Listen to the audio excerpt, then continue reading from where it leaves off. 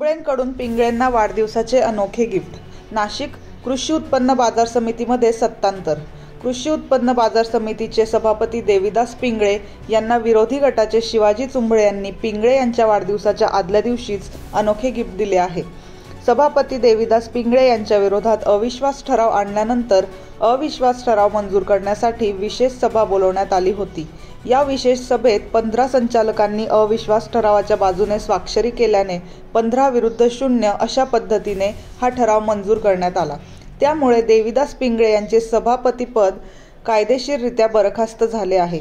नवीन सभापती निवडणुकीसाठी बुधवार दिनांक 19 मार्च रोजी सभा बोलवण्यात आली आहे। बघा, सगळे संचालक आणि आम्ही निवडून आल्यापासून सातत्यानं विषय पत्रिकेमधील जे प्रोसिडिंगचं हे आहे का ते प्रोसिडिंग आम्हाला दाखवा, काय केले काय नाही, हे काही मिळत नव्हतं। मला मिळेना, नंतर सत्तेमध्ये ज्यांनी त्यांना सभापती केलं त्यांनाही मिळेना।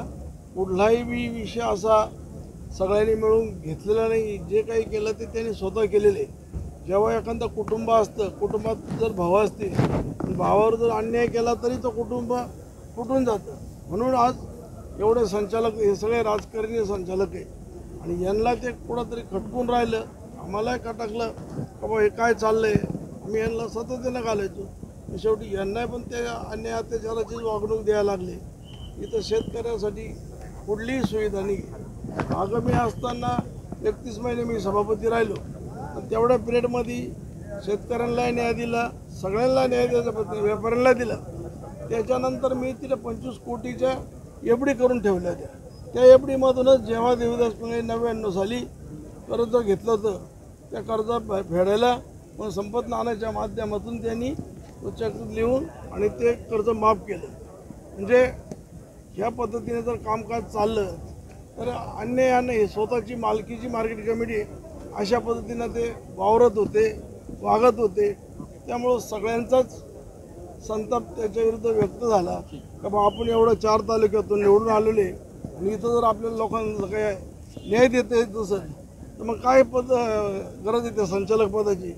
हे ते न्याय देत नसेल मग हे सगळ्यांनी ठरवलं आणि त्या माध्यमातून हा अविश्वास ठराव दाखल करण्याची पाळी आली। माननीय जिल्हाधिकारी साहेब यांच्याकडे चेअरमन देविदासजी पिंगळे यांच्यावर आम्ही अविश्वास दाखल केला होता 15 संचालकांनी 18 पैकी। त्या विषयावर आज चर्चा करण्यासाठी आम्हाला 11 वाजता मीटिंग बोलवली होती। काय झालं मीटिंग मध्ये? नेमकी चर्चा झाली? या मीटिंग मध्ये चर्चा झाली। कोण असणार आहे, काही त्या संदर्भात चर्चा झाली? निर्णय काय झाला? ठरलं निर्णय असा झाला का सभापतीवरचा अविश्वास ठराव मंजूर झाला। 15-0 तो अविश्वास ठराव मंजूर झालेला आहे। मग आता नवीन मार्केट कमिटी नवीन आता DDR साहेब त्याचं अजिंठा काढतील, नवीन सभापतीची निवड होईल त्यावेळेस योग्य। पिंगळेंचं असं मत होतं की गिरशिंबा देऊन राष्ट्रवादी काँग्रेसवर अन्याय केला। तुम्ही राष्ट्रवादी मी राष्ट्रवादीमध्ये आहे, राष्ट्रवादीचा मी आता सदस्य झालेलो आहे आणि राष्ट्रवादीचा जर तसं असतं तर मला अजितदादांचा फोन आला असता का तुम्ही या बाजूला जाऊ नका, पण आम्हाला कुठेही राष्ट्रवादीकडून काही बोलवणं आलं नाही तर तुम्ही यांच्या बाजूला जाऊ नका। आणि गिरीश भाऊंच्या बाबतीत जे चर्चा झाली त्यांचा या निवडणुकीशी काही संबंध नाही। गेल्या 20 वर्षापासून या बाजार समितीमध्ये उपसभापती, सभापती म्हणून कामकाज केलेलं आहे, पण सन्मानातनं आम्ही जे कामकाज केलं तो सन्मान आम्हाला मिळत नव्हता। व्यापाऱ्याला व्यापारी करण्याचे व्यापारी ह्या मार्केटमधून निघून चालले होते। शेतकऱ्याला योग्य असे जागा मिळत नव्हती, त्याला त्याचा माल विकण्याचे त्याला अधिकार नव्हता।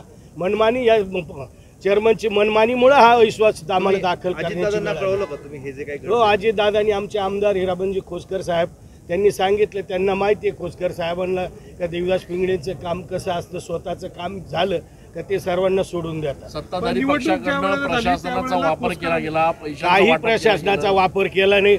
उलट आमच्यावरच असं चाललं होतं का काही देविदास पिंगळे यांनी काही गुंडांचं आमच्या पाठीमागे गुंड लावून आम्हाला उचलून नेण्याची जी प्रक्रिया होती त्याबद्दल आम्ही फक्त आम्हाला संरक्षण मागितलं, बाकी आम्हाला काहीच प्रशासनाने काही मदत केलेली नाही।